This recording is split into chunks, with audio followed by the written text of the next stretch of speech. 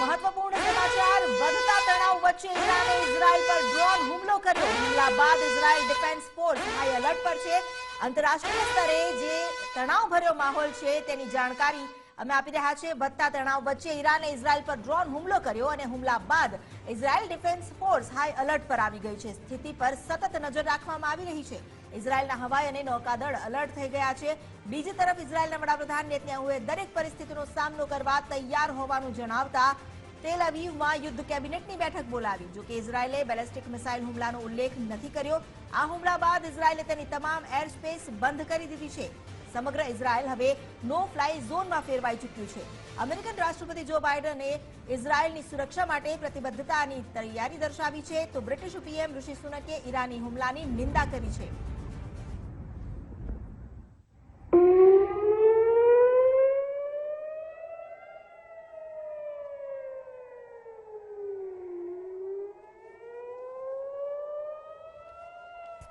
તો ઇઝરાયલની સુરક્ષા માટે જો બાઇડને પ્રતિબદ્ધતા દર્શાવી અને સાથે જ તેમની સાથે હોવાની વાત કરી છે। બ્રિટિશ પીએમ ઋષિ સુનકે પણ ઈરાની હુમલાની નિંદા કરી। આજે હુમલો કરવામાં આવ્યો હતો।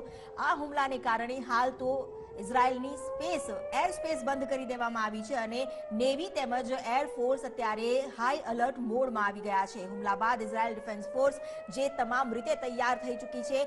કોઈ પણ પરિસ્થિતિમાં પહોંચી વળવા માટે ફોર્સ અત્યારે તૈયાર છે। ઇઝરાયલ ડિફેન્સ ફોર્સની સ્થિતિ પર સતત નજર છે। તો નેતન્યાહુએ પણ એ હુંકાર કર્યો છે કે કોઈ પણ પરિસ્થિતિ આવશે એને પહોંચી વળવા માટે ઇઝરાયલ તૈયાર છે। અમારી સાથે જોડાઈ ગયા છે સહયોગી વિજય દેસાઈ। વિજય, ઇઝરાયલે યુદ્ધ કેબિનેટની બેઠક બોલાવી। જો કે તેમણે બેલેસ્ટિક મિસાઇલ હુમલાનો ઉલ્લેખ નથી કર્યો, પરંતુ જે હુમલો થયો છે તેને લઈને ન માત્ર ઇઝરાયલ અત્યારે હાઈ એલર્ટ છે, પણ અન્ય દેશો પણ આ સ્થિતિ પર નજર રાખી રહ્યા છે।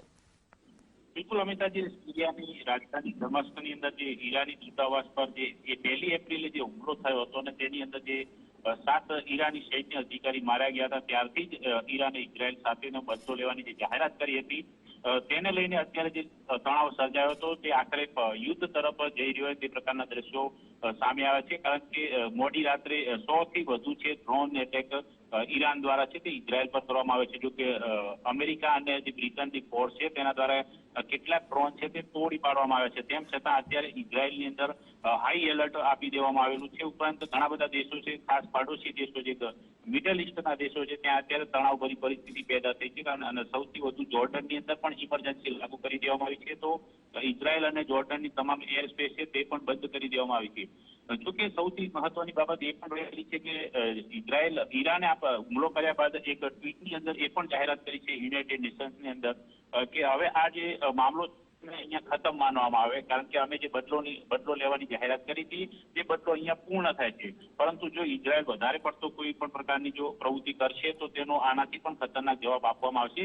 જો કે આ બધા વચ્ચે અમેરિકા સહિતના વિશ્વના તમામ દેશોએ શાંતિની અપીલ પણ કરી છે, પરંતુ જો બાઇડને પણ એવું કહ્યું છે કે અમે અત્યારે ઇઝરાયલની રક્ષા માટે પ્રતિબદ્ધ છીએ। જો કે પૂર્વ રાષ્ટ્રપતિ ટ્રમ્પે પણ ઇઝરાયલની પડખે આવીને ઉભા રહ્યા છે। એટલે કે વૈશ્વિક રીતે જે જીઓ ગ્લોબલ જે પોલિટિકલ મુવમેન્ટ છે તે પણ વારે ઘડી બદલાઈ રહી છે। પરંતુ આ સમગ્ર ઘટના બાદ છે તે ઇઝરાયલની અંદર પીએમ નેતન્યાહુએ વોર કેબિનેટ બોલાવી છે। આ વોર કેબિનેટ એટલા માટે કહેવામાં આવી રહ્યું છે કે જ્યારે એક તરફ ગાઝાની અંદર ઇઝરાયલ સતત હુમલાઓ કરી રહ્યું છે, તો બીજી તરફ આ પ્રકારે જે પરિસ્થિતિ આવીને ઊભી છે તો તેને કઈ રીતના પહોંચી વળવી। જો કે હવે જે સાયબર ઇન્ફ્રાસ્ટ્રક્ચર છે ઈરાનનું તેને ઇઝરાયલ તબાહ કરી શકે છે તેવી પણ આશંકાઓ છે। એટલે કે વિશ્વ હવે એક નવા યુદ્ધ તરફ ધકેલાઈ રહ્યો તે પ્રકારના દ્રશ્યો અત્યારે મિડલ ઇસ્ટમાંથી આપણને મળી રહ્યા છે। અમિતા જી, આભાર આપનો જાણકારી આપવા માટે। તો જે અત્યારે પરિસ્થિતિ બની છે ખૂબ જ તણાવભરી પરિસ્થિતિ। એક તરફ જ્યાં ઇઝરાયલ પહેલા જ ગાઝા બોર્ડર પર યુદ્ધના મોરચે હતું, હવે ઈરાનના હુમલા બાદ ઇઝરાયલની મુશ્કેલીઓ પણ વધી તેવું જણાઈ રહ્યું છે। જો કે ઇઝરાયલના નેતન્યાહુએ સ્પષ્ટ કર્યું છે કે અમે કોઈ પણ પરિસ્થિતિને પહોંચી વળવા માટે તૈયાર છીએ। ખાસ કરીને આઈડીએફ એટલે કે